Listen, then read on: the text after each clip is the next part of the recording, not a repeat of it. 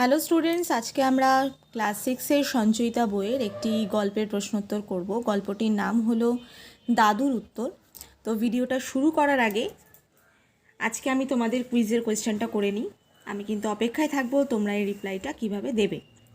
তো আজকের কুইজ হলো, বাংলার শেষ স্বাধীন নবাবের নাম কি? তো এর উত্তরটা আমি ভিডিওর মাঝখানে রিভিল করব। তো তোমরা এর উত্তরটা যদি জানা থাকে, তোমরা যদি নোটসগুলো ফলো করে থাকো, তাহলে আশা করছি তোমরা উত্তরটা দিতে পারবে এবং সেই উত্তরটা কিন্তু কমেন্ট বক্সে আমাকে জানিও। তো চলো শুরু করি দাদুর উত্তর। ফার্স্টে আছে দেখো শব্দার্থ, সূর্যাস্ত, দিনের শেষে সূর্যের অস্ত যাওয়া বা অদৃশ্য হওয়া। ভরা গঙ্গায়, তীর পর্যন্ত জল ভরা অবস্থা। প্রতিফলিত, প্রতিবিম্বিত বা পতিত আলোকে উদ্ভাসিত। সমন্বয়, মিলন, দৈত্যাকার, বিশাল, সর্বাঙ্গে, সমস্ত দেহে। শ্বেত হস্তি, সাদা হাতি। দুগ্ধ ধবল, দুধের মতো সাদা। মূর্ত, স্পষ্ট। মুগ্ধ, মোহিত। মহোৎসব, আনন্দ উপভোগের বিরাট অনুষ্ঠান। হতভম্ব, কি করব ঠিক করতে না পারা বা কিংকর্তব্য বিমূঢ়। সচেতন, সতর্ক। মোহ, আবেশ। অপরূপ, অপূর্ব বা অতুলনীয়। অপ্রতিভ, বিকৃত ও লজ্জিত। চক্রবাল, দিগন্ত রেখা। বিশদ, বিস্তারিত। সোৎসাহে, উৎসাহের সাথে। বর্ণমহিমা, রঙের মাহাত্ম্য। নেক্সট, সঠিক উত্তরে টিকচিহ্ন দাও। 1 নম্বর, দেখতে দেখতে পশ্চিম আকাশে রাত্রি নেমে এলো। 2 নম্বর, রং আসে সূর্যের আলো থেকে। 3 নম্বর, পৃথিবী নিজের চারিদিকে ঘুরছে, তাই আমাদের দিন রাত্রি হচ্ছে। 4 নম্বর, সূর্য মহাদাতালোক সর্বদা দান করছেন। 5 নম্বর, তার সেই অজস্র দানের ছবি খানিকক্ষণের জন্য আকাশে ফুটে ওঠে। নেক্সট আছে সত্য ও মিথ্যা। 1 নম্বর, খোকন একদিন গঙ্গার ধারে বসে সূর্যোদয় দেখছিল। মিথ্যা। 2 নম্বর, একটা রূপকথা যেন মূর্ত হয়েছে পূব আকাশে। মিথ্যা। 3 নম্বর, চানাচুরের ঠোঙাটার সম্বন্ধে হঠাৎ সচেতন হয়ে উঠল সে। সত্য। 4 নম্বর, মনীশবাবু তার প্রাইভেট ট্রেনার। মিথ্যা। 5 নম্বর, সাধারণ জ্ঞানের বই পড়ে সন্ধ্যা উষার বর্ণমহিমার তত্ত্ব বুঝতে পেরেছে সে। মিথ্যা। নেক্সট, শূন্যস্থান পূরণ করো। 1 নম্বর, মেঘের টুকরোটিকে ঘিরে সোনালি পাড়। 2 নম্বর, শ্যামলা রঙে ছোট মেয়েটি। 3 নম্বর, এপাশ ওপাশ থেকে ঝরে পড়ছে আলোর ঝর্ণা। 4 নম্বর, সূর্যদাতা, তাই তার ছেলে কর্ণ দাতা কর্ণ হয়েছিলেন। 5 নম্বর, দুপুরবেলায় সূর্যের রং দেখা যায় না। 6 নম্বর, পশ্চিম আকাশে রাত্রি নেমে এলো। নেক্সট, মিল করো। দৈত্যাকার মেঘ, চানাচুরের ঠোঙা, অন্ধকারের পর্দা, নিউটন মাধ্যাকর্ষণ, দাতা কর্ণ। নেক্সট, এক কথায় উত্তর দাও। 1 নম্বর, খোকন কোথায় বসে সূর্যাস্ত দেখছিল? গঙ্গার ধারে খোকন বসে সূর্যাস্ত দেখছিল। খোকন তন্ময় হয়ে কোন দিকে তাকিয়েছিল? খোকন তন্ময় হয়ে পশ্চিম দিকে তাকিয়েছিল। 3 নম্বর, খোকন বাড়ি ফিরে এসে কাকে দেখল? খোকন বাড়ি ফিরে এসে প্রাইভেট টিউটর মনীশবাবুকে দেখল। 4 নম্বর, নিউটন কি আবিষ্কার করেছিলেন? নিউটন মাধ্যাকর্ষণ শক্তি আবিষ্কার করেছিলেন। 5 নম্বর, মাস্টারমশাই খোকনকে কোন বিষয় পড়ার কথা বলেছিলেন? ইতিহাস। 6 নম্বর, দাদু কোন সময়ে কিভাবে পড়েন? দাদু সন্ধ্যার সময় খাটে শুয়ে শুয়ে পড়েন। 7 নম্বর, সূর্যের ছেলের নাম কি? সূর্যের ছেলের নাম কর্ণ। 8 নম্বর, সূর্যের ছেলে কি হয়েছিলেন? সূর্যের ছেলে দাতা কর্ণ হয়েছিলেন। 9 নম্বর, বিজ্ঞানের বই পড়ে খোকন কোন তত্ত্ব বুঝতে পেরেছে? বিজ্ঞানের বই পড়ে খোকন সন্ধ্যা উষার বর্ণমহিমার তত্ত্ব বুঝতে পেরেছে।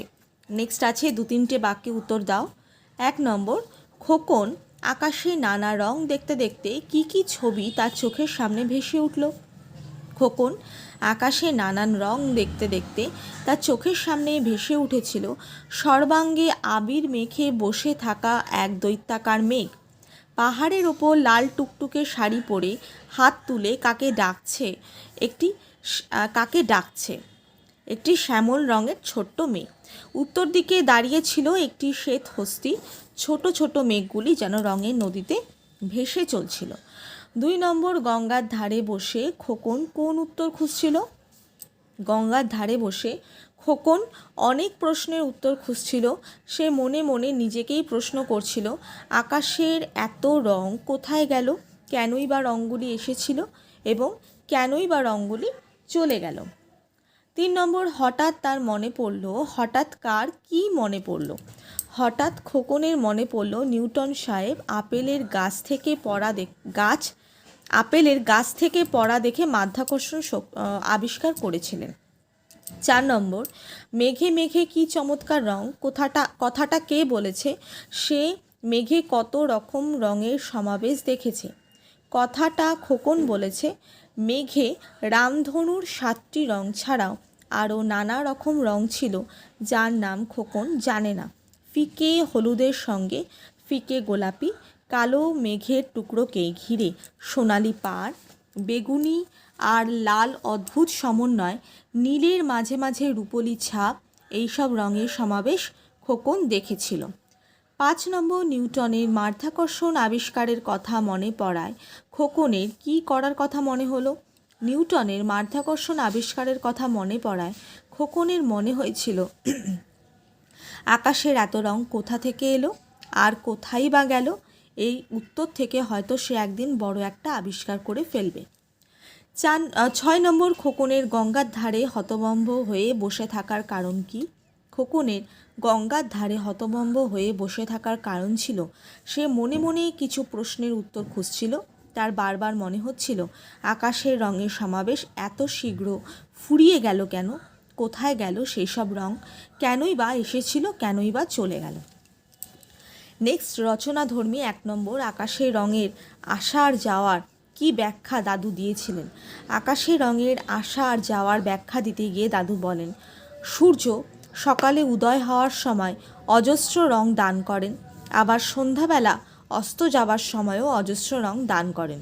তার সেই অজস্র দানের ছবি খানিকক্ষণের জন্য আকাশে ফুটে ওঠে, তারপর পৃথিবীময় ছড়িয়ে পড়ে, তাই আর আকাশে দেখা যায় না। 2 নম্বর পৃথিবীর রং কোথায় কোথায় ছড়িয়ে পড়ে সে সম্বন্ধে দাদু খোকনকে কি বলেছিলেন?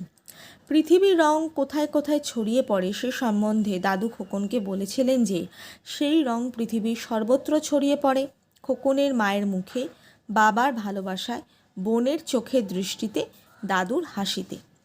নেক্সট বোধ পরীক্ষণ 1 নম্বর একটা রূপকথা যেন মূর্ত হয়েছে পশ্চিম আকাশে। উদ্ধৃত বাক্যটি কোন গল্প থেকে নেওয়া হয়েছে? গল্পকারের নাম লেখো। এখানে রূপকথা বলতে কি বলা হয়েছে? উদ্ধৃত বাক্যটি দাদুর উত্তর গল্প থেকে নেওয়া হয়েছে। গল্পকারের নাম বলাই চাঁদ মুখোপাধ্যায়। বনফুল।